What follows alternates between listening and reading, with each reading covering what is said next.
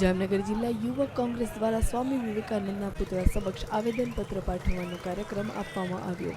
જામનગર જિલ્લા યુવક કોંગ્રેસે ભાજપના શાસનમાં ગુજરાતમાં પ્રવર્તતા ભ્રષ્ટાચાર સામે વિરોધ કાર્યક્રમ આપવામાં આવ્યો। જિલ્લા યુવક કોંગ્રેસના કાર્યકરો દ્વારા રસ્તા રોકોનો કાર્યક્રમ આપવામાં આવ્યો હતો, જેમાં યુવક કોંગ્રેસના કાર્યકરો રસ્તા પર સૂઈ જતા વાહનોના પૈડા થંભી ગયા હતા। રસ્તા પર ચક્કાજામ સર્જાતા પોલીસે ટ્રાફિકની સમસ્યા નિવારવા કાર્યકરોને ટીંગાટોળી કરીને લઈ જતા અટકાયત કરી હતી।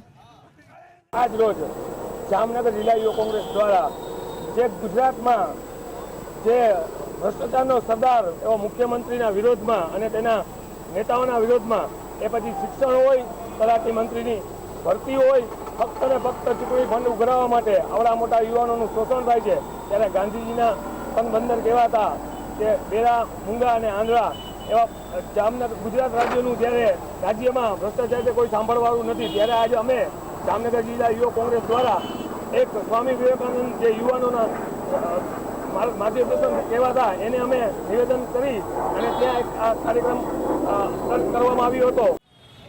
ચક્કાજામને નિવારવા પોલીસે કાર્યવાહી હાથ ધરતા જામનગર યુથ કોંગ્રેસના 5 કાર્યકરોની અટકાયત કરી હતી। જામનગર DKV સર્કલ પાસે ચક્કાજામ કરવામાં આવ્યો હતો। લોકસભાની ચૂંટણી માટે ફંડ એકઠું કરવાના ભાગરૂપે ભાજપ દ્વારા તલાટીની ભરતીમાં નાણાં ઉઘરાવવામાં આવ્યા હોવાનો યુવા કોંગ્રેસે આક્ષેપ કર્યો છે।